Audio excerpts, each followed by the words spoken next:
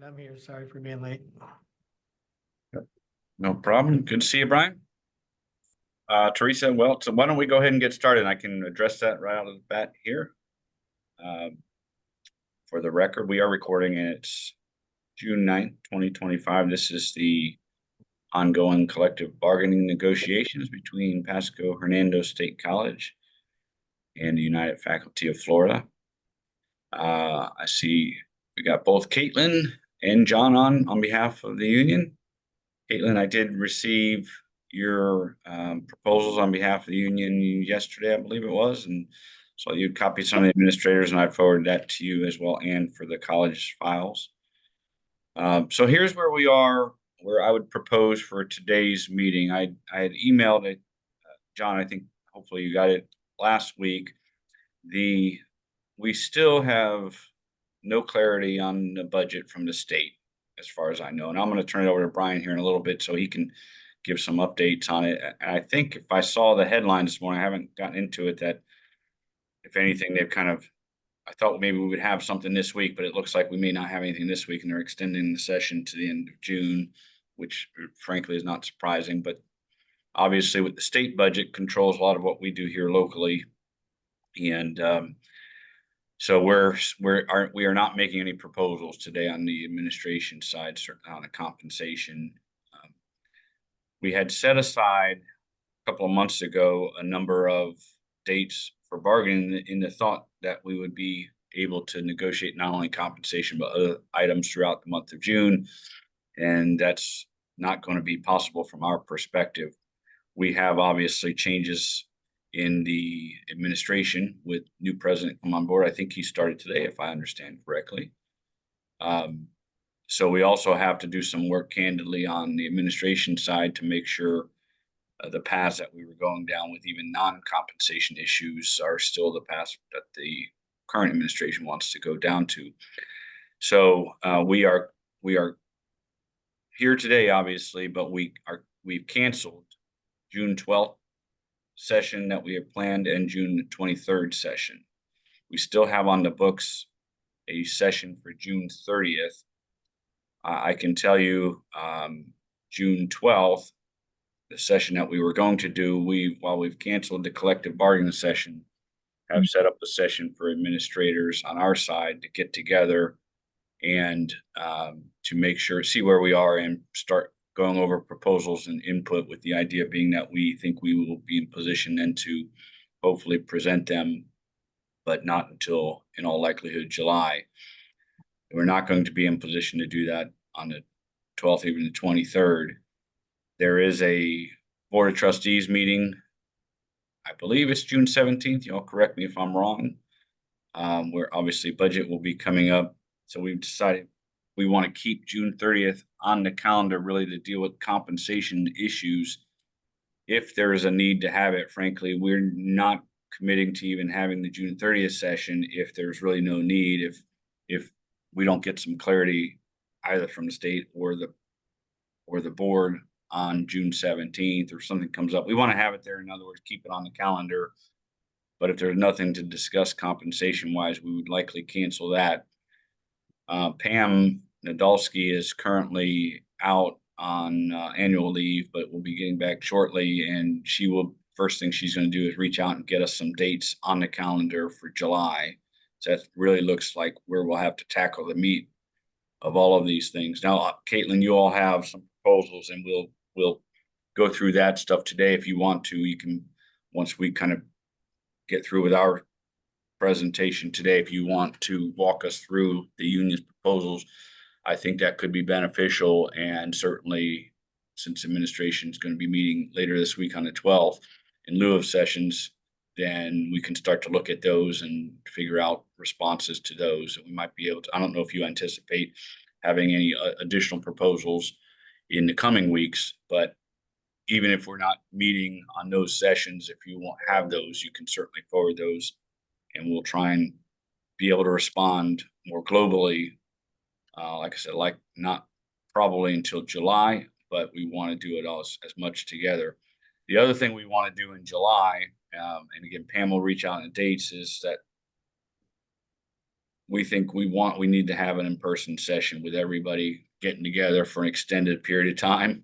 Once we are in position where we have an idea on the global contract, and you all obviously have been working on your end, have that tackling those issues on the Zoom meeting is going to take forever, and it's just we need to really sit down. So at least for one of those meetings in July, if not multiple one, our idea is to try and do an in-person meeting, maybe an extended period of time, so that we can do it the way we've started when we first started these things, and maybe get it moving a little quicker.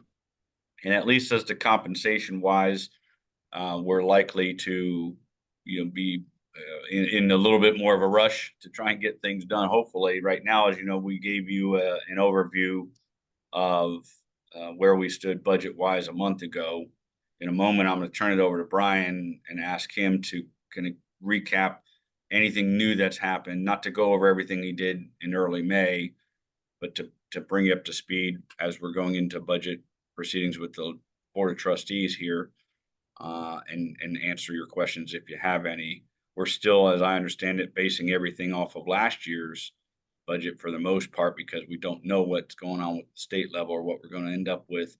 But our hope is still that once we have that, we work out any negotiation compensation issues. If it has to be in July or later, then that's what we'll do.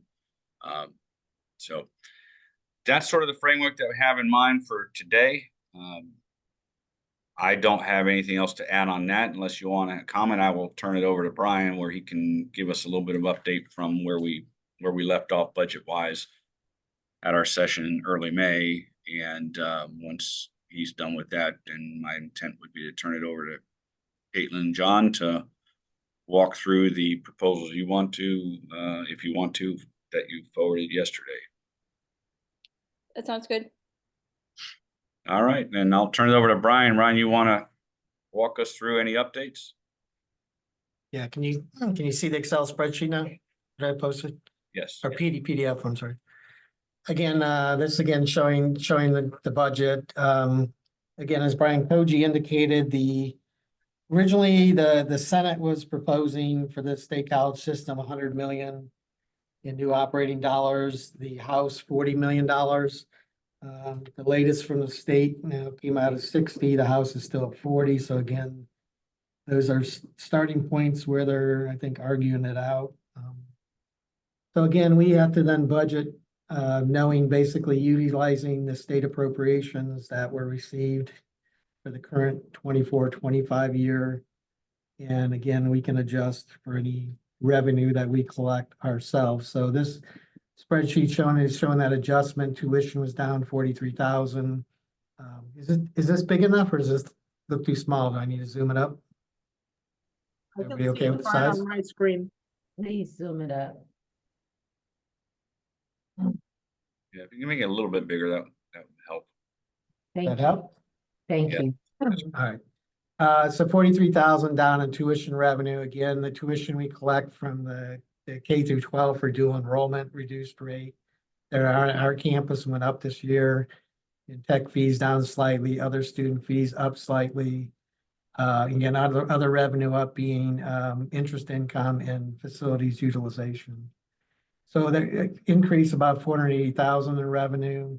Again, industrial certificates, if they maintain that, the pool of money that all the state colleges can get, again, we put an estimate of 400,000.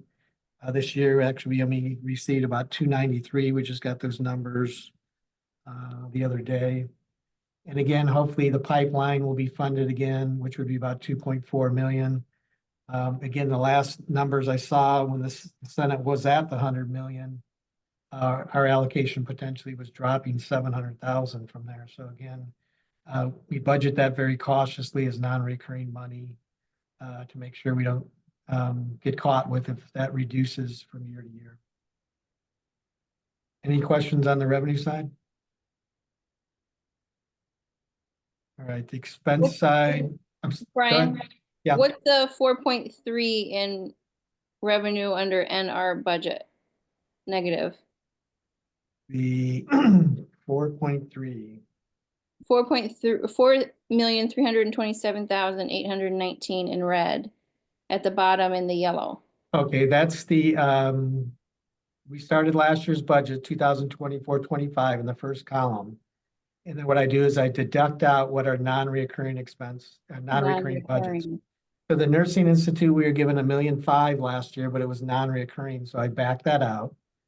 I then back out the nursing pipeline, because then we have to find out what will be awarded this year. Right now, I'm plugging it in for the same amount, 2,453,000. Same thing here, we usually back out the industrial certificates and then re-put in the new amount that we expect the next year. So what it's Okay. doing is it's taking out what's one time and then what we put back in. Again, once we finally get the budget from the state, we'll know what this amount is.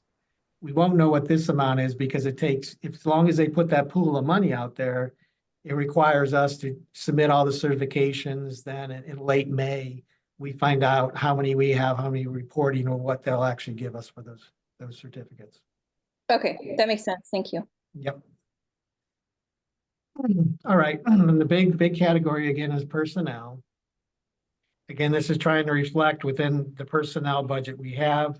We had some cost savings of positions, changing when people leave, lower wages, some changes in if somebody was in a higher insurance plan, drop down to lower insurance plan, so forth. So about 209,000 savings.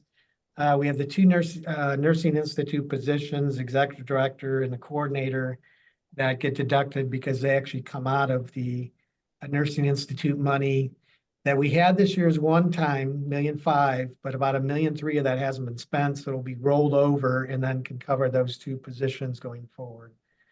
Another negative change is actually eliminating, transferring out some positions, which primarily eliminating some administrative positions is being proposed that haven't been used for the last few years, as well as transferring some of the personnel expense related to foundation that the foundation will now cover. So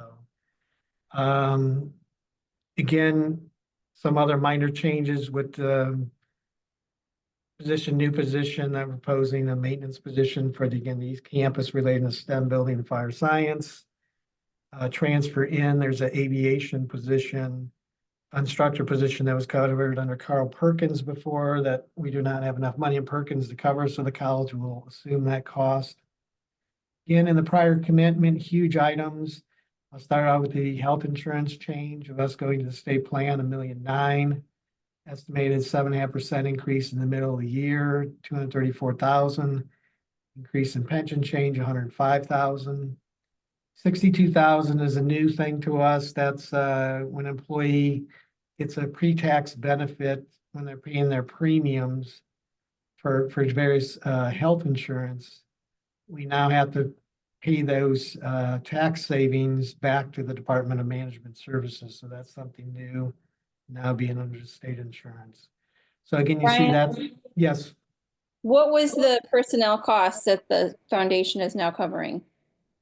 The proposal, they're going to cover additional 1.5 FTE in positions, and I think it was like about 160 grand. We also, again, these are all proposed though. Proposed that there's an instructor of a dental assistants that we haven't filled for years. That will be moved to the transferred funding wise to the foundation because the foundation actually has money that's been donated for years. Sure. I know they're spending, I think, 50 grand doing advertisement, trying to get that program really going again. Okay. But what was the position? Like the 1.5 FTE? There was a dental assisting instructor and, do you know? Well, dental assistant instructor was a one FTE. Right. The other proposed are a position that's already 50% the college, 50% foundation, being 100% the foundation. Part-time accountant position that was 50%. The college was picking up that the foundation picks that up. And another full-time position that was the college that's going to go over to the foundation. Again, that still needs to be all approved by the board. So again, these are all preliminary numbers. So again, nobody, nobody's being displaced. It's just us Right. realigning funding.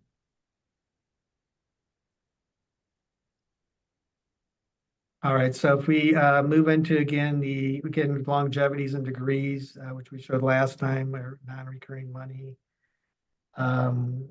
Overload budgets, again, reset the overload and adjunct budgets at the level that they incurred expense this year to generate the revenue, tuition revenue we generated. So unfortunately, this year we've had an increase in overload and adjuncts by 81,000, 166,000. So again, we'll continue to analyze faculty loading to see if there's something we can do there.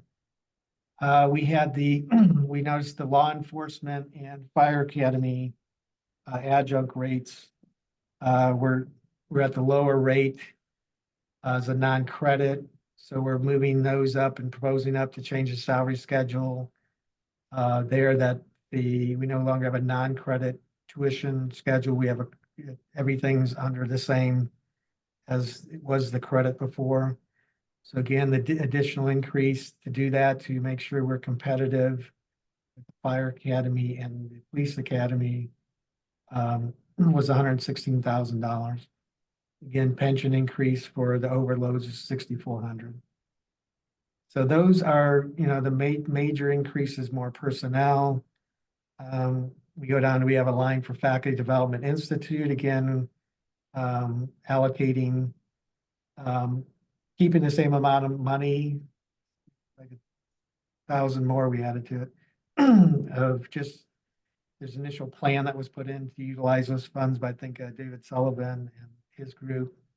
So we're just looking at realigning, but we still have an opportunity to revisit and reallocate the remaining 96,000 insurance for the Faculty Development Institute.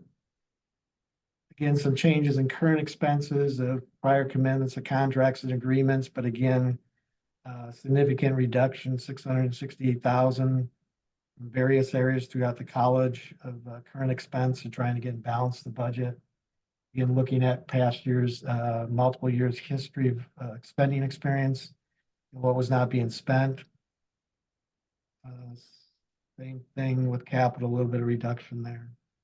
So again, we had various contingency reserves, again, contingency being reoccurring money last year that we did not allocate out, knowing that the insurance, we'd possibly be hit with the insurance increase. So we basically reduced every contingency reserve we have to basically cover and balance the budget, as well as reduce other current expenditures and realign of those couple of positions from a funding standpoint to balance the budget. Brian, Yes. so then, so we, reduce the contingencies and everything to have space for the increase in healthcare costs. How did the change in healthcare costs compare to what we were predicting or what we planned for? The original projection was pretty close because I was at around $1.8 million to $2 million. But again, I did not have that amount in contingencies. I think I had $1.5 million. So we had to look heavily at various different areas of the college, saying where can we reduce cost, reduce budgets to try and balance that differential. So you kind of saw that in the 600-some thousand. Again, some areas, because we went to Lucian Banner, we had some savings on bank fees because we're only processing through them and the one company versus running through the bank and having additional fees. So there was cost savings there. Our student write-offs we budgeted fairly high. We were able to bring that down some and hopefully cover what that amount will be, or be a little bit over and just hit fund balance if we needed to. So a couple of strategies like that to try and tighten up the best we could to try and not have to do any significant reductions. Brian, at the top of each of the spreadsheets, I see enrollment change 0%, back 0, credit. What are those? Those numbers. Yeah, that's if we wanted to in the spreadsheet, the detailed spreadsheet. If I wanted to do an increase, do a projected increase in enrollment, I could put it in and the spreadsheet would calculate it. So again, these numbers are projecting flat enrollment? Correct. Yeah. Historically, we budget on sustain. sustaining previous year's level. I think there was only 1 year when we didn't. But that year when we did, I still put the difference of the revenue in a contingency. It was kind of waited to see if after the first semester it actually we generated some enrollment growth before we start committing out that money. Because always the biggest concern is if you budget project growth and you allocate that money and, into reoccurring expenses, then what happens if you don't generate that revenue? Then you're in a cut mode. And again, within this, we had, I think it was $341,000 of equipment people asked for this year. And we're actually forward funding that equipment, because we had some, a little bit of savings from some vacant positions. And thought, why not fund those, pieces of equipment they need now to help continue to sustain, both instructional programs and other items and administration, vehicles, different repair, things like that. We have other technology and expenditures too. We've been looking to get a new phone system. Again, we built that within the reoccurring expense, but we had set aside money to actually pay for some of that cost that was non-reoccurring last year. So again, trying to make sure we continue to take care of the needs we have to keep technology updated, facilities updated, so forth, as well as cover all the health insurance and various benefits for the employees. So as Brian Koji indicated, I mean, we're really recommending no increases at this time. Once the state releases the new budget, then we will reevaluate the budget, and we would then take the budget back to the board again with any revisions of the budget. So, So again, oh, go ahead. go ahead, Go Thing. So there'll be a lengthy, executive summary I'm putting together, which is in the will be in the board package that will be sent out.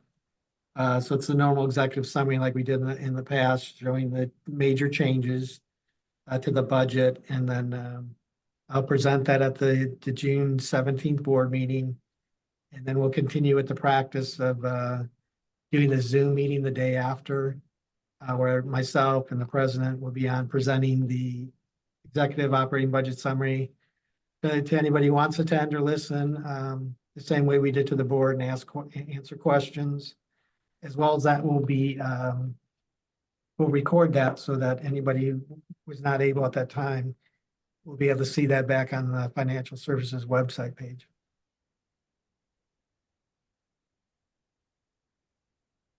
Brian, Yes, at the beginning, you said that the Senate was proposing $100 million in new revenue for, that's all the college system, right? yeah, the 28 colleges. Yeah, and then the House had 40, and then the Senate went to 60. And we wouldn't know that until the budget is signed by the governor, correct? Correct. Let's say it's 60. How does that $60 million in increased revenue for the Florida college system compare to last year or the year before or typical years? Well, the last year was zero. They Okay, were supposed to do, I think, like 81 million, then they flipped it to the insurance, and then they didn't fund the insurance. So last year was zero. Not sure, I don't have the numbers in front of me, but I could get them for you. okay. But is that like a lot, a little, medium, typical? There's no typical nowadays. It Okay. kind of rolls all over the place, and Okay. that's what makes it so hard. It's not us trying to fight with anybody. It just makes it hard to negotiate further out multiple years, because we just, 1 year you get nothing, 1 year you get a little bit of something, 1 year you might get a lot, and it's all over the board. And it's difficult too. I mean, once they put it out and it kind of gets sent to the governor, then potentially Division of Florida College will start then breaking it down so we get a better understanding what we're going to receive. But until then, you're not really sure how they're going to run it through a funding model, not through a funding model. So we don't really know what we're going to get at all. We just know they're playing with a pool of money that they're arguing back and forth on until they agree. And sorry, what was the date? Well, we guess we won't know. Doesn't the governor have to sign by, is there a date that the governor has to sign by? That's what I'm trying to ask. I thought he was passed to sign by the end of June, but don't. End of don't- June, that's what I First, thought. yes. Don't, Okay. What? July 1st, or if there's no budget, the government would be in trouble at that point. That would be a shutdown then? Okay. Okay, thanks. So again, I mean, we try to be creative and just have, having the least impact possible and adjust where we could adjust around, and then also still, take care of some of the requests that people had that were needed. There were, various requests on personnel side, and we just thought it'd be best to hold all of them off until we really know what we're getting from the state, because we don't have to backtrack on anything. Brian, Yes, all Kathleen Hughes would like you to go back to page 1. right. Kathleen, did you have a specific question for page 1? Yes, I did. I just needed to look at it first for a second. Can you hear me? Yes. Yes. Okay, thanks. And thanks, Brian, for explaining, going through the details here. What I'm trying to understand is in regards to the budget, since you're sort of basing it on last year, where, and I know this is a big point of confusion, but where would we see in the budget any, I'm sorry, I'm not a financial expert, but any reactions to this supposed reduction in retention, for example? Is that portrayed here in this budget, Brian, or like where do I see that? Well, if I'm on the right page, you're seeing I'm circling the negative 43,000 in tuition revenue right there is actually part of that retention. Because again, it's a combination of recruiting new students in, but retaining new students. And I think part of the struggles we've been having is we're bringing in a larger amount of students, but we're not retaining them as existing students. So if you're bringing in a higher level of students, if you even maintain the level that you were retaining as a percentage, you would see your actual tuition revenue going up. That'd be going up 160,000, 200,000, 500,000 if you actually were retaining students at the level just that we did years previously. Now, in prior years, did we have a line item for bookstores? I know many colleges actually profit from the store. Is that on here, or have we lost money from not having a store? The bookstores run separate. This is the operating budget. So the bookstores run under what's called auxiliary services. Okay, With contracting out to Lucian, they pay us actually a commission. And I think the commission Okay. so far this last year was about 180,000. So that allows us within auxiliaries. Auxiliaries includes the bookstore, cafe, vending, those areas like that run themselves and have to be independent of the college and break even at a minimal. And if they make a profit, then we can utilize to support cafe, vending, other things if needed. Okay. Previously, when we were running the bookstore ourselves, our sales dropped from about 5 million to 3 million. After, during COVID, we were using COVID money to actually backfill as lost revenue to keep the bookstore afloat. But once the federal money was gone, we were losing about $1.2 million a year running the bookstore ourselves. Mm. So that's when we kind of made the decision. We had to make the decision because that has to at least break even. And that's when we went to, again, Follett, which reduced it down to the one store online. Again, moving more, hopefully long-term to electronic resources. Did that Yeah, answer your yeah. question or? Yeah, thank you. One other question regarding that. I know, or I think I know, that sometimes those funds from those kinds of sources can only be used for certain things.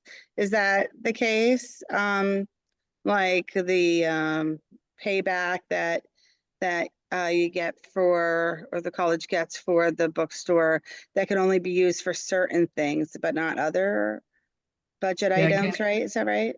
Yeah, we do not use it to supplement back into the operating budget. The only thing, by statute, where you're allowed to, I think, use 1 or 2% Okay. what the total operating budget is transferred from auxiliary to support college needs.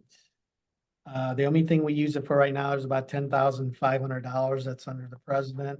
That's used for hospitality funds from when outside entities come in to provide, meals or whatever when accrediting bodies come in, Mhm. and really the board type meetings.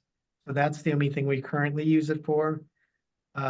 Years ago when we were running the bookstore, it did generate a lot of money, but because of the decline in sales, increase in the salaries, that's where it started to take, actually lose money. We Yeah. couldn't continue to lose the money. You got to be breaking even. You can't use other funds to Right. subsidize auxiliary. So to answer your question, we accumulate money over there. We try and use it more to service the students in a way, like if we needed to support vending or cafe to kind of support that. Long time ago, we used it for like if we needed money to replace a telephone system one time. I think that was like 10, 12 years ago. Yep. So more one-time things like that, because you can't really rely on that it's going to keep generating money. Right. Many people think that us not having a college store is one of the multi-factors related to retention and the overall student experience. So that's why I wanted to ask about that. And then on page 2, did I hear you say that like 96,000 was allocated for professional development, but we didn't spend it for this last year, or did I misunderstand? Sorry, We, Brian, yeah, are these like kinds of questions that you're gonna go over in the budget hearing or the budget executive summer? Like, for faculty, can they ask these types of questions at the meeting after the board meeting? Would that be a better? yes, Yeah, definitely. okay. Yeah, let's keep those questions for the later meeting, because this is our bargaining session, so we want to have time Okay. to go over our bargaining proposals. That's what this meeting is designated for. Well, thank you, Caitlin. I'd like to just to quickly hear, did we spend that money this last year? I know you're bargaining for this year, but I didn't understand that. No, I think we allocated the money. Some money was spent, not all of Okay. it, but we continue to roll that budget over so that you guys could utilize it this year. And academics as well as academic administration is working to come up with a full out plan of how to utilize that money for the next budget. Okay. Thank you. I appreciate your time. You're welcome. John, did you have a question? Yes, back on page 1, Brian, same section, the tuition on DE, so it's line 2, tuition for DE PHSC campus, that increased by 76,444. The decrease of the 43,000 is 0.34% of the overall budget or the overall tuition payment. Could you explain the difference between the DE PHSC? I mean, that looks to me like dual enrollment, physical campus enrollment, and that's our own student paid tuition versus state received FTE. But correct me if I'm wrong on that. And just could you explain the difference between those? Yeah, DTE's a little bit complex, but I'll try to make it simple. No matter where they're enrolled, the college gets FTE credit for them with the state. So it's in our FTE number reporting, head count number reporting. When it comes to fee paying of what the college receives though, if the student's taking the course on the high school, the instructor there is being paid by the high school, course certified by us that are qualified to teach that level of college course. So we get no revenue for that. Now, if that student though is a dual enrollment student and they come to our campus and they're actually, mixed in with our other students in the courses, then we're allowed to bill back the standard tuition rate, which is Right. 71 something an hour, to the school system, who then reimburses us, and then we record it under that line. Okay. Tuition DE PHSC. So that 76,000 represents an increase in dual enrollment students on PHSC campuses for which we're being reimbursed versus the reduction of 0.34% in the tuition overall. So there's an increase in dual enrollment students, but a slight decrease in retention or overall tuition from traditional students. Correct. Okay, just making And sure. then the only downside with that is, again, we're not getting the full tuition rate from the school system. And they're not paying us the, financial aid fee, capital improvement fee, student activity fee. So we do not get to recoup that at all just the reduced tuition rate. Thank you. Just wanted to clarify. You're welcome.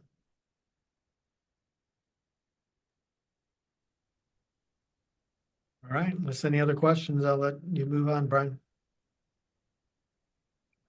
All right. Thanks, Brian. I would say we'll keep June 30th on the calendar in case there's some additional updates or some discussion on the budget and compensation issues necessary. We don't have anything else, Caitlin and John, to present to you all this afternoon, but since you did send us those proposals yesterday, if you want to take the remainder of the meeting to kind of go through those, we can certainly do that. I guess, Brian, Yeah. maybe one other question before, I'm sorry to cut you off. I thought we were gonna bring up also the additional stipend amount for the nursing of the nursing pipeline, or are we gonna talk about that today or not? Yeah, we had last year, you remember, we had agreed to continue to pay the nursing stipend. And that's something that we want to continue to do, to have the ability to do this year. I think we did that, Caitlin, through an MOU last year, if I recall correctly. I believe so, yeah.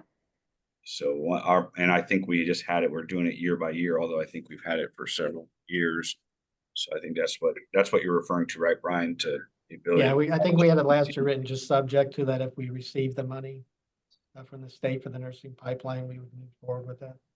Correct.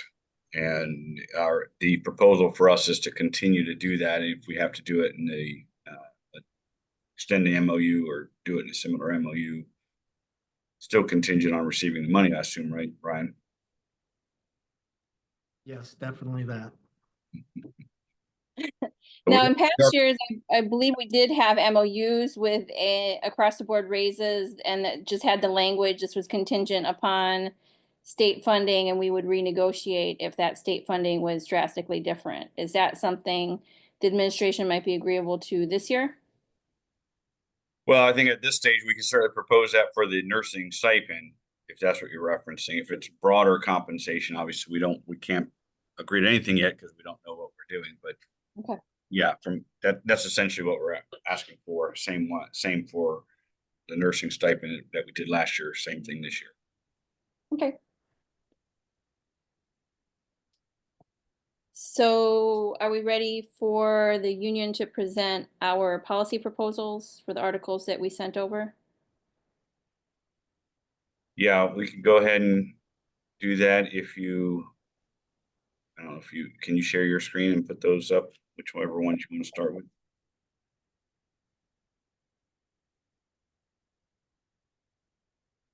Okay. So I did a little preamble. So I know that the budget is kind of in flux right now. There's a lot of unknowns, and that is not anything anyone on this Zoom call has control over. But we do have time this summer to go over some of the policies that could be tweaked and improved that are in our collective bargaining agreement. The union is also interested in getting a lot of language out of the board rules and into the collective bargaining agreement and the IMMs. I think it creates a lot of confusion for everyone, faculty and administrators, because people don't know where to look.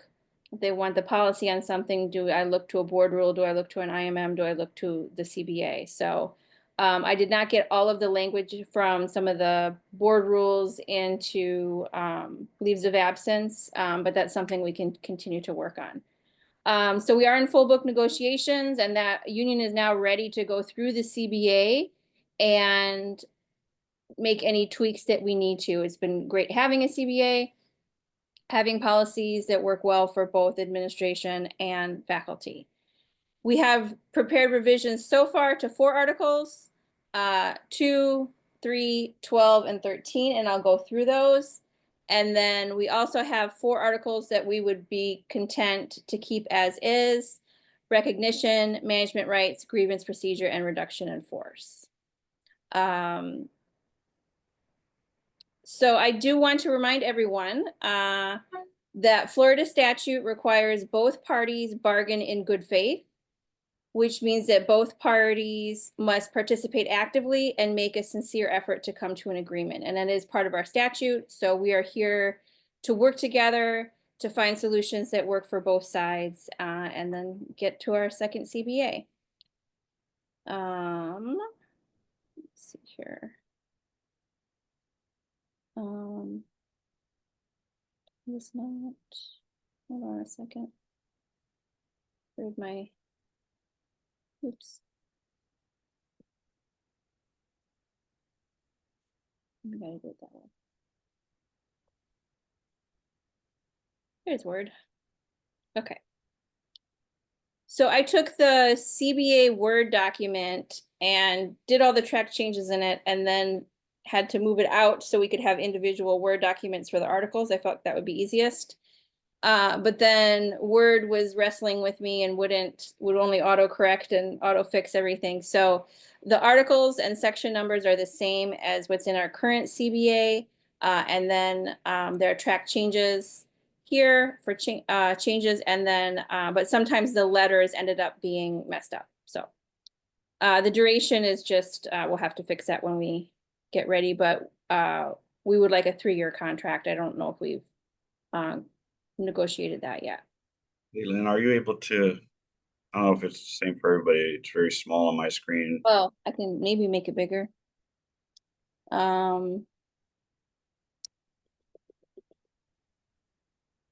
Where's you? There we go. Is that better? Or is it the same? It's better, but it's still kind of small, but Nope, that's fine. Better.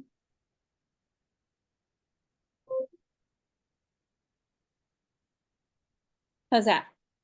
it's good. Okay. So supremacy and severability, no changes, non-assignment, waiver, non-discrimination, we're not proposing any changes. The main thing for Article 2 would just be that in addition to having an electronic version of the collective bargaining agreement available on the college website, a printed copy of the agreement shall be provided to all faculty in the bargaining unit and all college administrators, with the cost of printing shared equally by the union and the college. So when we had our first CBA, the union paid for the printing and gave a copy to all faculty and all administrators. So now we're just proposing that that cost be shared. That's pretty much it for Article 2. You recall what the cost was at the time? I think it was $800, but it might be cheaper because we had the colored paper for the compensation plan. And I don't know if it'll be more or less pages, but it was about $800. Any questions about Article 2? Nope, I think pretty straightforward. Okay.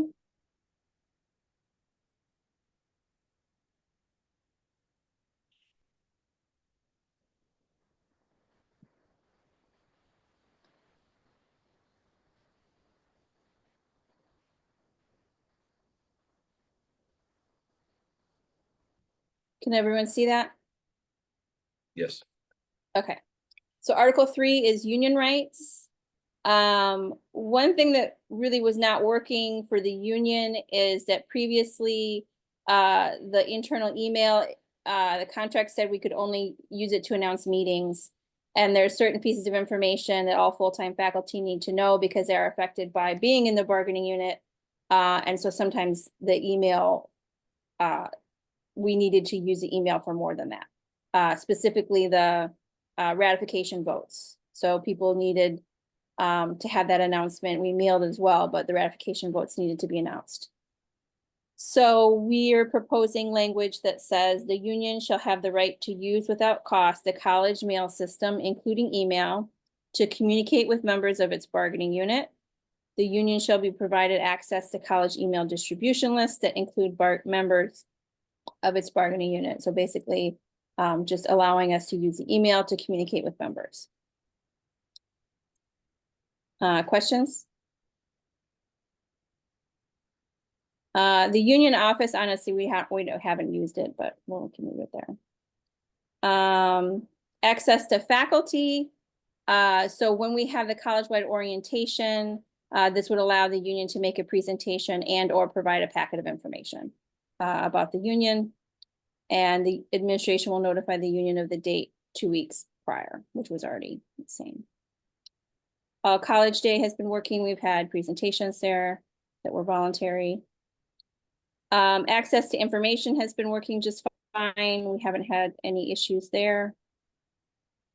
And then consultation with the college president, that also worked well. We've met with Dr. Beard and Dr. Pizers before.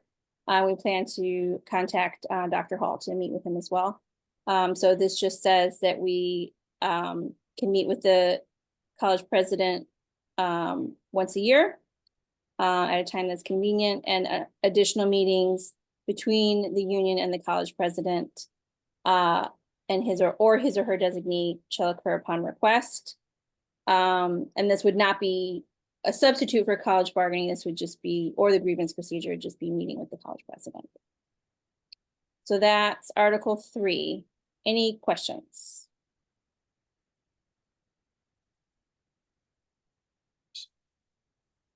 Good. Okay. And then Article 12.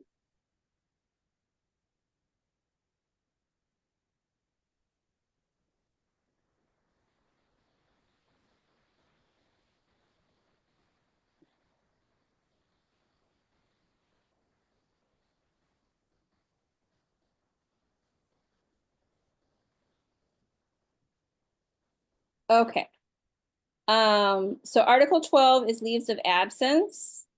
I don't know if HR might want to go through this closely to make sure it's the same as the board rules, and then we can bargain it if it's not.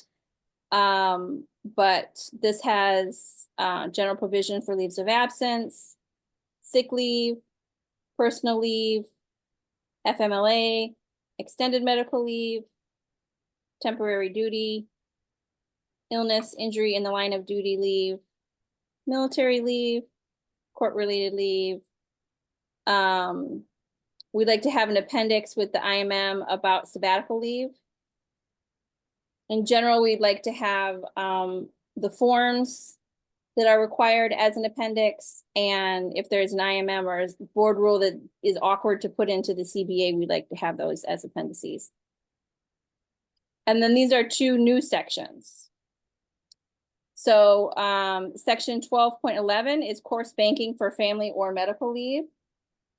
And this is saying a faculty member may bank courses in lieu of taking sick leave for family caretaking or medical illness with the approval of the faculty member's supervisor.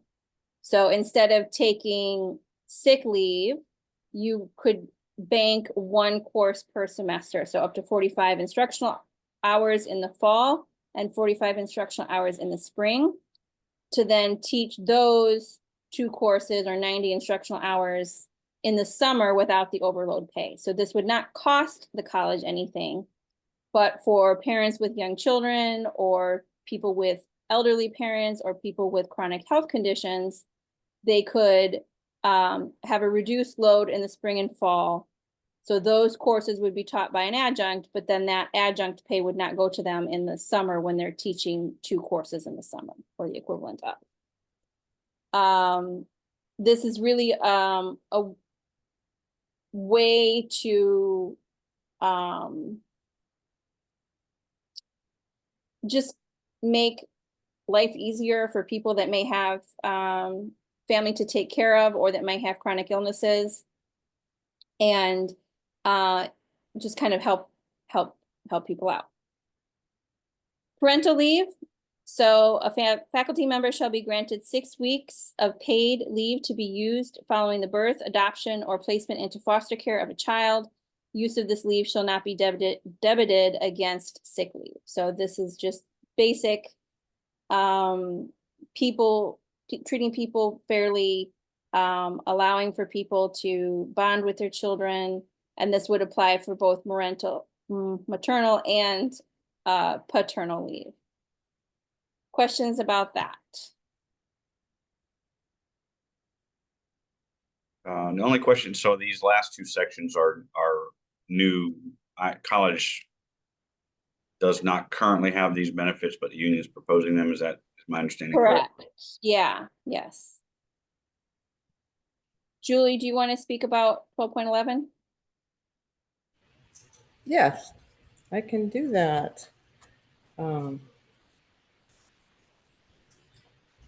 we go. I apologize about my my hat on today.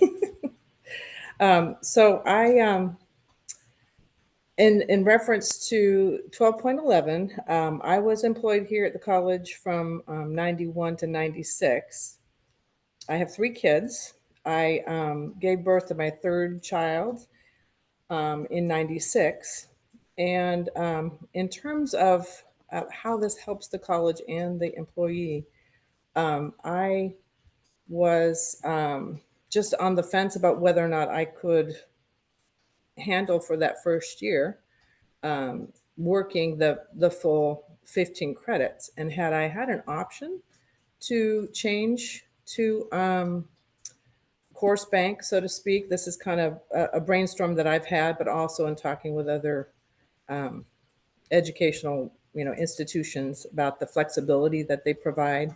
It's especially in K through 12. So I did not come back, even though I had tenure in 1996 with the 3 kids and not the ability to just kind of step back and not work a full load. And had I had that opportunity, I feel like I would have stayed. There's a good possibility that I would have stayed. So that's the benefit really of being able to offer something that doesn't really cost the college anything, except for obviously some headaches to get a course covered with an adjunct in the fall and the spring, let's say, and then the faculty is required to then teach in the summer. And that gives them that option, this really essential first year of that baby's life, for the parent to be more available and to not lose, in my case, a tenured faculty member.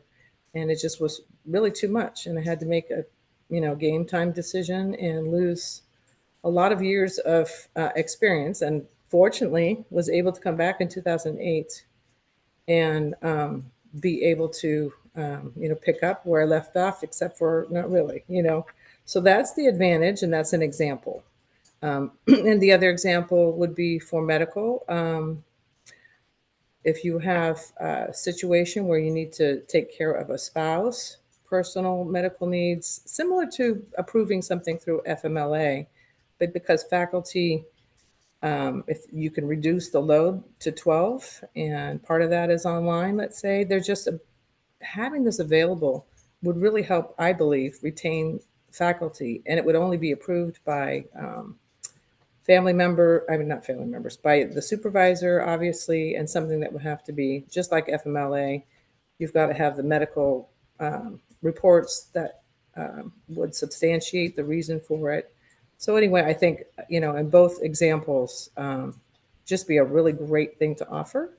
And really, as we want to get younger faculty members in place and be able to retain those faculty members, just be a great idea. So that's my example. Thanks, Julie. John? Yeah, I just wanted to speak on this topic. I have a 6-year-old and a 2-year-old. My 2-year-old was, so what is it now? 25. So 2023 time flies here, but I would have taken advantage of this for sure. My department also had requested that I teach summer courses, which also was difficult with children. But this would have been a compromise I would have been able to work with substantially and probably would have taken advantage of as well, and would have made, the transition much more comfortable for myself, and something that I would have looked at as a big positive for me and a huge benefit, especially considering, that we do not have access to the child care center that we used to have. So just highlighting that one as well. Thank you. Any questions or comments from the administration? So I just want to make sure I understand the proposal. The proposal would be essentially you're able to take leave, but continue to be paid for a period of time and then making that up by teaching in the summer without without compensation or Yeah, just your rate. Yeah, so you'd have the same paycheck throughout the year. Your teaching load would be different. Instead of 15 credits in the fall and 15 credits in the spring and nothing in the summer, you'd have 12 credits in the fall, 12 credits in the spring, and 6 credits in the summer. So it would just be having the same amount of credits throughout the year, but they would be distributed differently. Your paycheck would be distributed the same. the only thing that comes up in mind, we'd have to obviously kick it around and respond. There may need to be some sort of agreement there. Only thing I'm worried about is if somebody leaves after, getting paid throughout Oh, the year, then leaves before the summer or doesn't repay. yeah, we could have a contract that specifies Yeah. that pay that money back if you left in the spring without teaching your course. Are there any similar situations we could look to that might have language? I that- can look around. Well, and maybe HR, that we can calculate out, but normally we're getting a paycheck that is not a full paycheck, right? Where our contract ends, in terms of our courses required, we're done by May 1st. And then the college has been holding on to our earned money and then paying us through the summer. So that may be that it's really quite, you finished, something dramatic happened and, they couldn't teach in the summer and possibly give up their contract completely, if it was dramatic enough, but they wouldn't have been paid for, the rest of that summer from May, June, July, because Yeah, the the college thing holds on to that money that we have earned, right? So right. it may We be have that it's 162 duty days, 162 duty days. But mhm. by the beginning of May, we've completed our contract. We're still getting paid until August. So I don't know if that comes out to 3 out of, well, it wouldn't. I'm just doing it in my head, 3 out of 15 and 3 out of 15 and then 3 out of 12. I don't think it's in my brain, but I don't think it would work out, but we could certainly have a contract that clearly delineates, like if the next, summer courses are not completed, you would be required to pay back the college. That's something we could do. Okay, well, I think we understand the proposal. We can run some scenarios and think it through and figure out if that's doable and respond. Okay. Other questions about this? Article 12. Okay. And oops.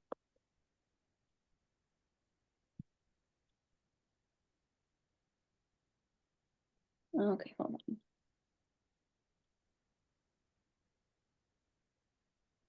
$13.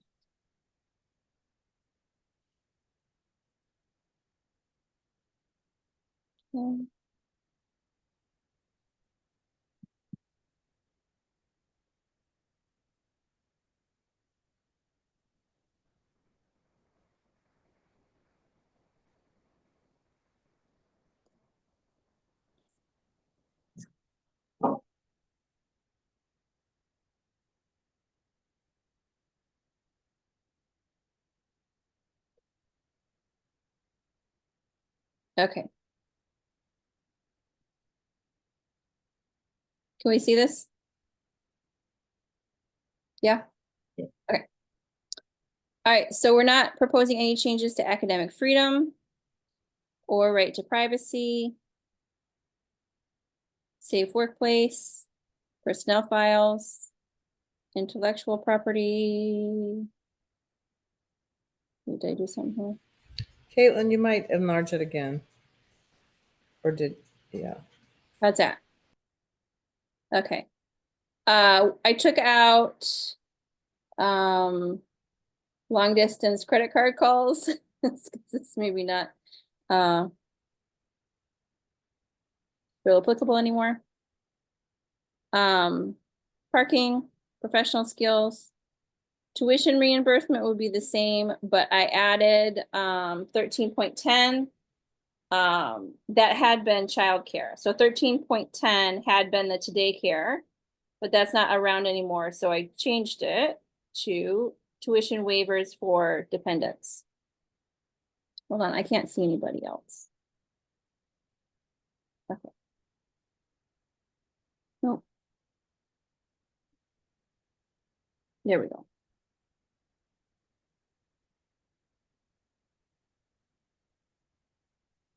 Nope, hold on.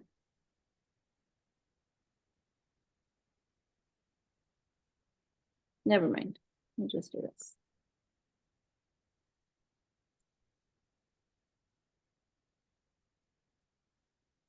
Do you see my share?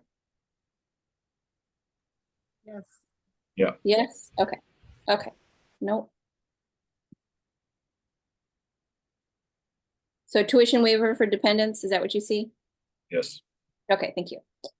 All right, so tuition waiver for dependents, this is not something that would affect that many faculty, but the faculty that it would affect would have a big impact on them. This is just saying that faculty and eligible dependents, which would include the spouse and dependent children under the age of 26, or who dependent children who are permanently disabled would also be eligible at any age. They could take classes at PHSC without cost, and they would have a waiver for their tuition. Again, this wouldn't affect a huge portion of the faculty, but it would have a big impact on them. This would also, along with course banking and the other sick leave or paid parental leave, these benefits for parents wouldn't affect all faculty, but a lot of faculty are very unhappy right now. And just having kind of an olive branch could make a big impact because, you know, there's a lot of unrest right now. So, but this would also, again, this would not cost the college much money. You would still get the FTE, I believe, from the students who are enrolled in the classes, but it would have a really big positive impact on those faculty members that have dependent children wanting to take courses at PHSC. All right, and then I think, and then we have some changes to the transfer policies. So under our previous CBA or current CBA, the college was not required to seek volunteers for transfers. And I've personally seen a couple situations where there was a vacancy on one campus, a faculty member on another campus would prefer to teach at that campus because of commuting distances, and they didn't know that that opening was going to be available. And so they're sitting there taking, you know, doing an interview for a course or for a job that they already do. Or it's just very unclear right now how the transfer policy works. So this would say when a position or vacancy appears at the college location, faculty position will be announced by email to all full-time faculty members prior to external advertisement. So before they advertise the position, all full-time faculty would know that this position is available. Currently employed full-time faculty members shall be given a minimum of 5 days notice to express interest in a faculty position opening prior to advertising outside the college. And then the college faculty member that was selected would have to meet educational requirements.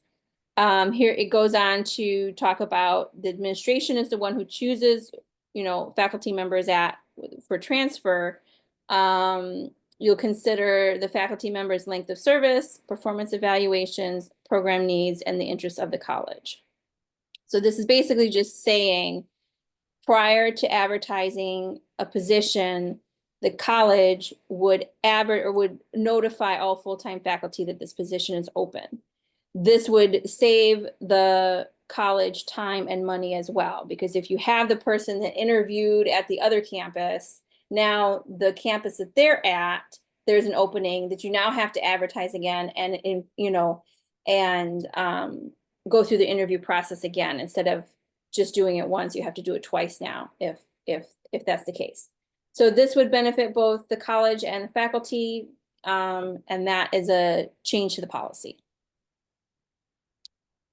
Committees, this would just add an appendix for IMM 1-3.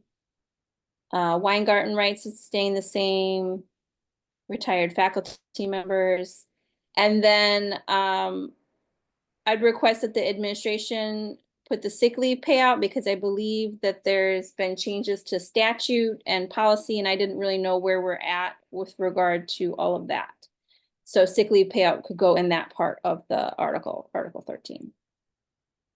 Questions? Do we have sick leave payout in there in the current expired contract already covered, or are you proposing that we put it in, or is it? I'm already there, but 90% sure we don't have a sick leave payout policy. I think there might be an a MOU on it. I didn't go through all the MOUs yet. I think there's an MOU on part of it. I know obviously there's some state statutes on sick leave and sick leave payout as well. Because I think it had been that you only got sick leave payout upon retirement. We would like to propose that you get sick leave payout upon separation, which would include retirement and resignation. Teresa? That rule has already been updated. It already exists in board rule. Okay, well then it needs to go into the CBA. And just a reminder that the CBA supersedes all board rules and IMMs, and that I don't know that that's really in practice at this point.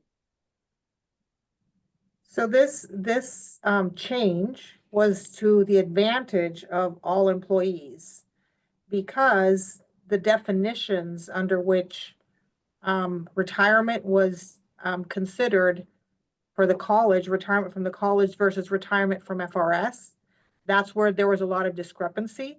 And you could be retired from the FRS with just 1 year of service if you're in the investment plan, versus you had to have 30 or whatever number of years under the pension plan. So we took off that definition that tied it back to the FRS, and we put it just based on years of service exclusively, regardless of how the FRS wants to call it. Okay. Well, I appreciate that. I think that's great for staff and faculty. But so state statute is the supreme one. And Right. then if there's conflict with the state statute and the IMMs or board rules and the CBA, the state statute wins. But if there's a conflict between what the CBA says and an IMM or a board rule says, the CBA wins. And so this is Right. where we need to make sure that we're having all these bargaining sessions where we're discussing policies, because it is not allowed for the administration to change a board rule or an IMM if it pertains to the terms and conditions of employment for faculty. And I know Right. that has happened in at least a couple IMMs recently about evaluations, and that is an unfair labor practice and cannot continue. So then we need to have these bargaining sessions so that we go through the proper process of changing the policies for the terms and conditions of employment for faculty. I'm not sure what you're referencing in terms of the evaluation, but I will trust you on it. I know Okay. that the more recently, the evaluation changes that have occurred were for the HR 13, which did not impact the faculty at all. Okay.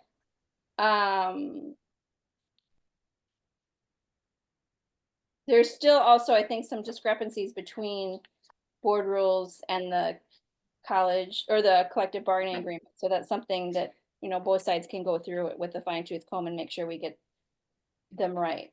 Right. Where did mine go? Oh, wait, I know where it is. Is the board rule that you're referencing, Teresa, is that 2.53 payment of accumulated sick leave upon separation or death? Yes. So previously, instead of separation, it used to say retirement. Right. So it's better now. Yes. It's better for faculty, more, financially better for faculty. Right.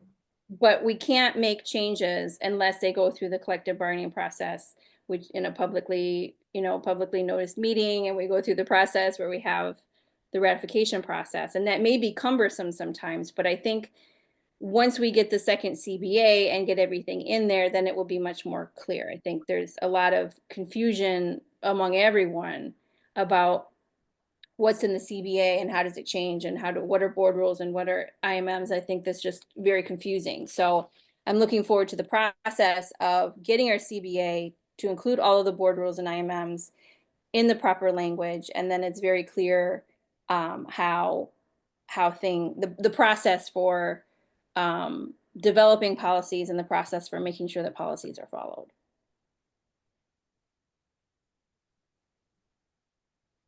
I don't know if you've reviewed it, Caitlin. So on to that point, yeah, while we generally agree with that,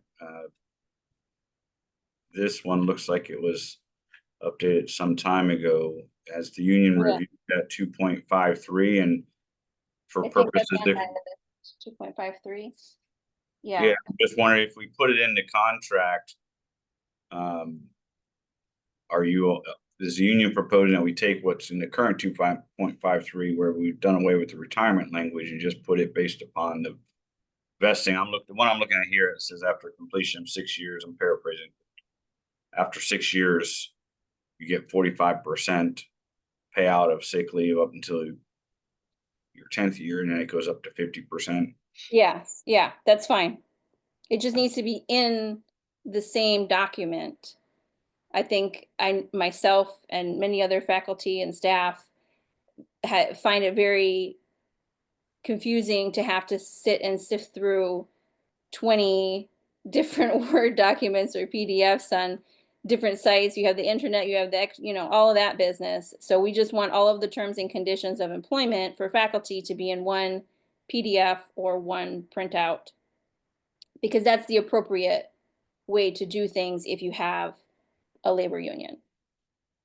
So just to be clear then, so the union's proposal as to 13.20 sick leave payout would basically move the standards or repeat the standards in that board rule, but put it in 13.20. Yes. All right, I understand. We'll Caitlin, if discuss I may, to your point and to Teresa's point on the IMMs affecting labor practice or employment rights, does the college have a process in place for reviewing IMM changes and providing them to the union and or reviewing them for impact on the CBA? Wouldn't that just be bargaining? Right. I'm just saying, is okay. the college, yeah, I'm saying, is there a process in place for double checking that and bringing that to the table for negotiation? Because, for example, on access to information, it is upon request, but if the college or if the union isn't necessarily aware of an update to an IMM that may impact the CBA, it seems like it would be prudent for the college to have a process for determining that does affect the CBA or employment and notifying the union and or, working together to do that. Well, and I can only speak to this. There have been some discussion here recently as we're going into the union negotiations, because I know there's some IMMs being reviewed or have been reviewed for purposes like accreditation and things of that nature. So what I've advised the college is of the basic principle where if a revision is substantive and it affects the terms and conditions of employment, then generally we have to go through the bargaining, provide notice and bargain if we want to change that, unless there's some waiver of that, or it's we waived either in the contract or we're just changing it to reflect what's already in the contract. I know there was some discussion before, so on some things, with the college takes the view if it doesn't affect the faculty's terms and conditions of employment, it wouldn't have to be bargained, or if we're just updating it to provide a updated citation or something that's really non-substantive, wouldn't necessarily have to come before it. Or if we're updating, as I think happened a few times, to reflect what we've already negotiated before, but IMMs or whatnot were outdated. Then I don't think we necessarily need to renegotiate it. But to your point, I think probably has over the course of the last few years probably hasn't always happened the way it should. I No, don't know yeah. if that's, I'm not admitting to that No, necessarily. no, understood. Yeah, and I think that is a very fair point. I just think maybe re-advisement of that protocol would be a good idea. Just so Yeah, that and that is something that there has been discussion on our side, I said, without getting into making sure that we're all aware of that. There's been some turnover, as you all know, throughout the year on both the union side and on the administration side. So that does bear repeating occasionally. Some of the stuff too, I know there was some discussion before at prior sessions years ago about whether we need everything should just be in the CBA or why do we have IMM board rules and everything else. And it gets to be a little complicated, and that's unfortunate. Trust me, we're dealing with this stuff on a daily basis. I would love if we had just one place to look for everything. But you know, something like the sick leave payout, for example, the state statute provides some of that the board has to essentially authorize this kind of stuff. So that's why I'm sure that the board feels like it has to have a rule, and the rule can be absolutely. broad, and then we take it and we implement it through more specific IMs or CBAs. So We may be able to as well help to streamline that process in that if the union is aware of a change proposed to IMM that may affect employment status in some way, we might be able to clear it prior to its presentation to the board, and then it's not an issue, and it's not something that needs to be revisited multiple times and brought to the board multiple times. So just for efficiency. Or also, if it's an IMM, I had suggested this, I think, last year. If the IMM pertains to terms and conditions of employment of faculty, we get it in the CBA this round, and then we take the CBA down. And if it's a CBA, or if it's, take the IMM down, sorry. So if there's an IMM that should go in the CBA, it goes in the CBA, and then we don't even have that IMM anymore. And if it's an IMM that pertains to both faculty and other employees, which certainly happens, the IMM would have a statement that says for policies related to full-time faculty, see the CBA. I can understand that approach. I'm not sure it would work as seamlessly as you'd want it, as some things are specific to faculty, but are less terms and conditions or things of that nature, more we would think management rights. So we always have to balance that too. If we put that in the contract, then creating terms and conditions, which sometimes we do that. We're not necessarily opposed to that, but it then makes it more difficult to change it if necessary going forward. By the same token, if it's in the IMMs, I have reminded the administration, and will continue to do so. And I think they're aware of that. Just because something's in an IMM, if it affects terms and conditions of faculty's employment, doesn't mean we can change it simply by changing the IMM without negotiating. That is, so I think we're all shooting for the same goal. And given we've only had the one contract, some of this stuff will, I think, over time become more second nature, and it's been complicated because of the history of negotiation, but I think more so with just in the fact that we have had a lot of turnover and things of that nature.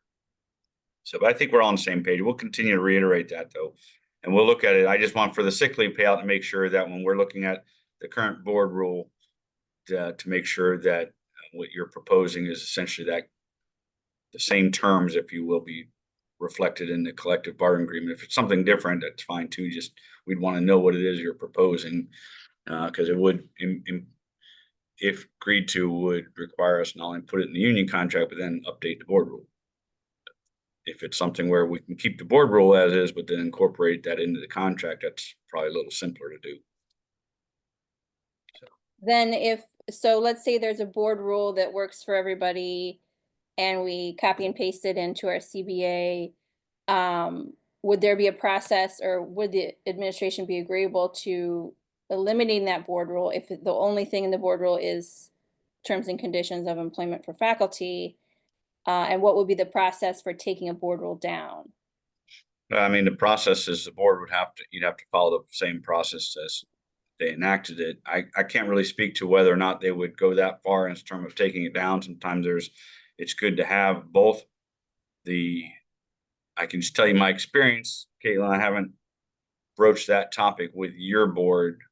They're always a little skeptical talking about taking away a board rule, you know, 'cause then some of the stuff, and like sick leave is a good one where I would suggest them not take it down because the statute talks about having to have the board authorized payout. Otherwise, if there's no authority for it, it's not, you're not supposed to do it at all. So but that's because Okay. sick leave is unique in that it's specifically covered by state statute as well. Some things are not, and you know, it may not need to be that. So it's kind of case by case as to, now, would the board, if it really wasn't necessary, need to have it? Would they take away obsolete or unnecessary board rules? They might be willing to do so, but some boards, you know, they push back on that. I don't know if your board would or not. So Okay. we'd have to look at it case by case, though. That makes sense. Thank you. All right. Anything else you have? Also, some disciplinary language I've seen what was sent to me and some other provisions. Is that part of your proposal for today? Disciplinary, I don't think did we send that? It's at the end of the one you forwarded to me, email. Oh, It'd okay. be Yeah, premature. we're not done with that one. We gotta work on that. But we do plan to propose a discipline article. We just haven't finished it. It will probably incorporate a lot of what the current board rule is. Okay, I'm gonna assume then I'm not gonna consider that a proposal then yet, since Thank y'all you. are still Sorry. working on it. Yeah, And then when you have finalized, you can present. I don't wanna cover that with our team if it might change. thank you. Where you have that available, you can forward it to us. It was just at the end of the Article One, 13. 12 or 13? Yeah, so Oh, I didn't. you emailed me, so if that was it. Delete 14. I have a question, and this is probably for you, Brian, but to me, it would be helpful to better understand what falls under management rights versus what falls under some of the bargaining, or contractual, obligations or rights under contract. Do you have anything that can help provide some guidance with that?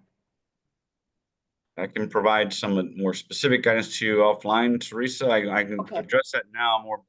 That's a very more detailed discussion than you might realize. I mean, the Oh, big okay. law is if it's wages, hours, or terms and conditions of employment, then it's a mandatory subject to bargaining and not a management right. You'd have to negotiate those things absent waiver by either party. If it's not one of those, then it's management right. And that's usually kind of big ticket items, you know, whether we offer a course, for example, you know, do we want to offer this program of study, those kinds of things generally are management rights. If it's benefits, wages, hours, those kind of things are generally mandatory subjects, but there's a lot of things that the courts recognize that kind of look like both, you know, management right to some extent, but also have an obvious impact on faculty in this case. So it looks like a mandatory subject. And the courts, the way they try and figure it out in the event is they weigh one against the other and try and figure out which predominates. And probably the union and in the management side through not just United Faculty of Florida, but all the unions, we don't always see eye to eye on what's what. The reality is, though, it usually ends up we usually end up working it out. When we don't see eye to eye, usually we able to sit down and it's also keeping it back of your mind too with management rights. If you're making a change to management right and you have the ability to make that change, the law also provides that if it has an impact on the bargaining unit's wages and hours and terms and conditions of employment, that you have to provide the union with notice before you implement it and bargain over the impacts of it. It's a little bit different than bargaining over the decision to do it to begin with, but it gets unnecessarily complicated in theory, but good news for us is in practice, it's not as difficult. But I'll send you something too. There's some publications and whatnot that we have that try and goes through some of those details, but it's short answer is if it's wages, benefits, hours, or term and condition of employment, then it's a mandatory subject. Everything else would be management rights. Caitlin, you're putting up the. Yeah, it might help if you, the collective bargaining agreement, oops, here. There's Article 4 is management rights.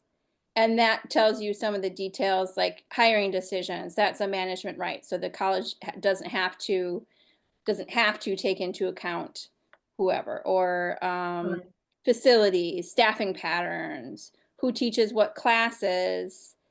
But then there are also guidelines for how you do assignment of classes. So,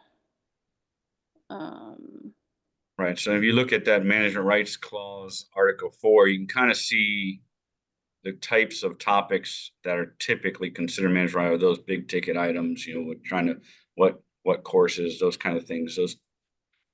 Whereas the mandatory subjects, and then taking those big view, you know, the 30,000-foot view, and then how do you apply it vis-a-vis the faculty and whatnot, that stuff starts to get into the mandatory subject of bargaining. Yes. And speaking so to things that like turnover, compensation, benefits, yeah. Caitlin, if I may, as we Yeah. as we spoke to the turnover, you know, that we had seen and continue to see in May, we aren't sure. We had discussed in the past trainings on this topic for administration and would continue to recommend that, I believe, going forward to clarify this, especially between IMMs and CBA, to make sure that everyone feels like they, because it can be a waste of time if we're, not aware of those guardrails.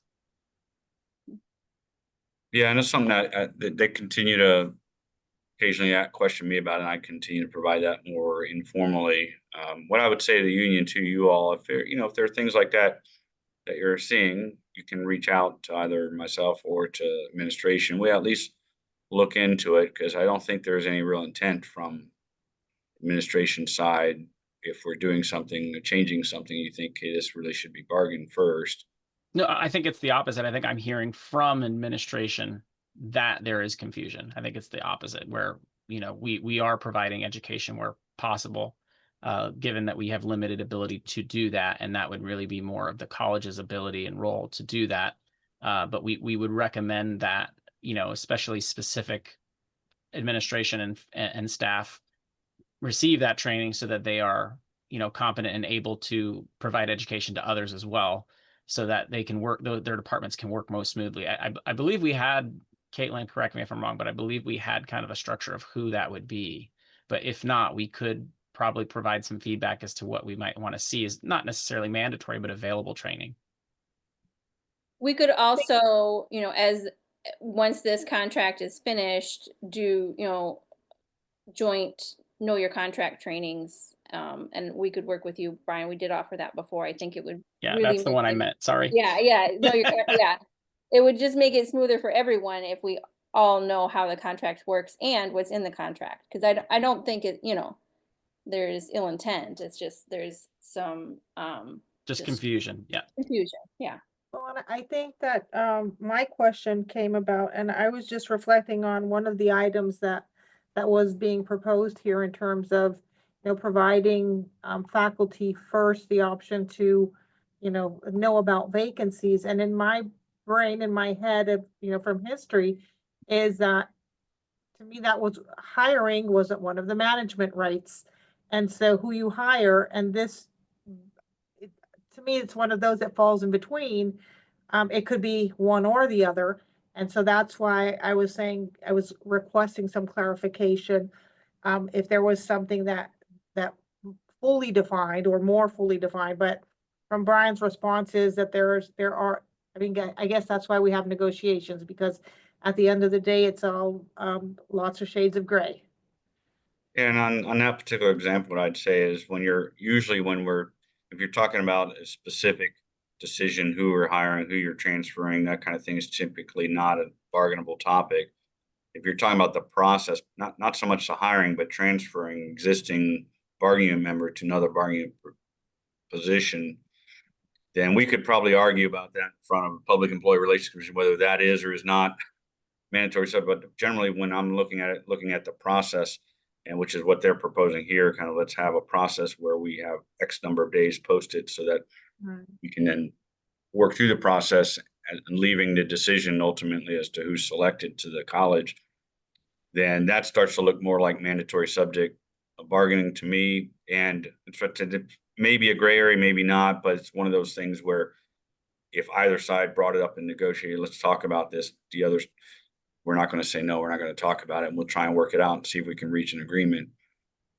So But that's the kind of thing I think, to me, in my mind, the distinction, we're talking about the process of something versus a specific decision or a big decision, like, do we offer this program at all? The college gets to decide, are we going to have a dental program, for example?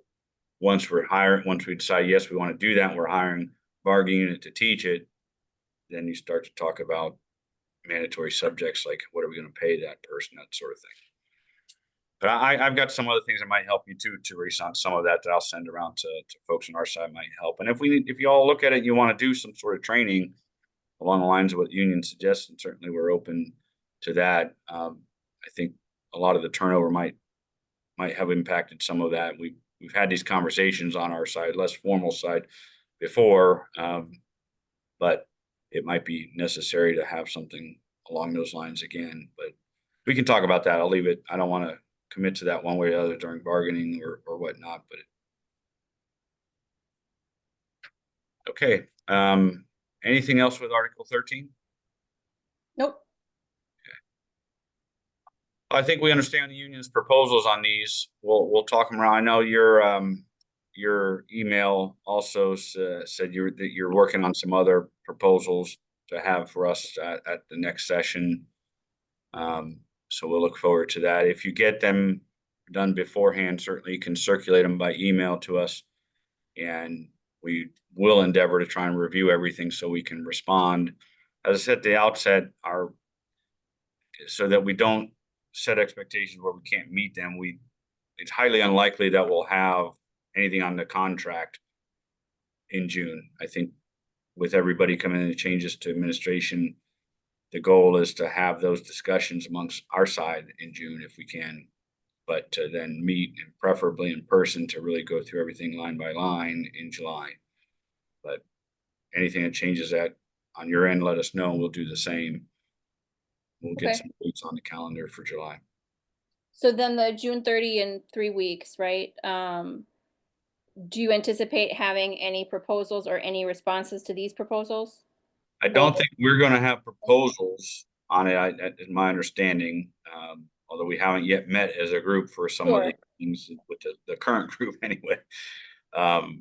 We may or may not have a response to these proposals. Andre is, I don't think he's on, but he's working to help coordinate these things, and we'll be talking to him. And when I forward them immediately on to administration, hoping that maybe some of this stuff that can be discussed even at this week's meeting.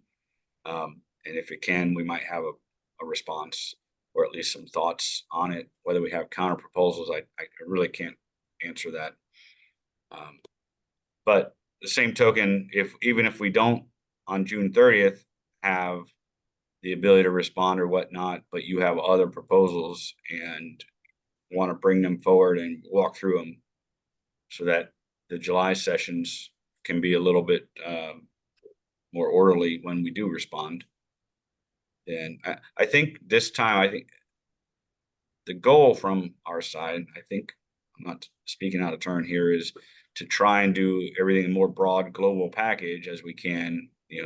Not that we can't do it article by article, but as you all recognize with your current proposal and emails, there are some things in the current contract that probably don't need to be changed, so we don't need to waste a lot of time on it.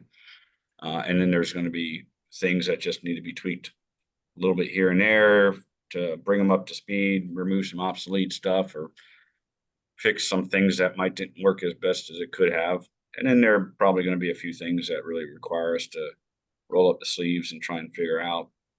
And at some point, we may need to do an executive session with our own board to see where they stand, because we haven't had the ability to do that for a little bit of time. And that may be required as part of the compensation stuff. So I'm thinking July-ish for a lot of that stuff, but we will endeavor to get a response to you as quick as we can. But certainly if you've got other articles that come up, send it to us in the meantime, and we'll try and respond to it all at once, or at least as best we can. All right. All right. Anybody else have anything else before we sign off for today? So the next meeting is still on for June 30th. And obviously continue to watch the budget side of things. That's going to be at play both at state level and locally here over the next few weeks. Go from there. Pam will be reaching out to get some dates for July.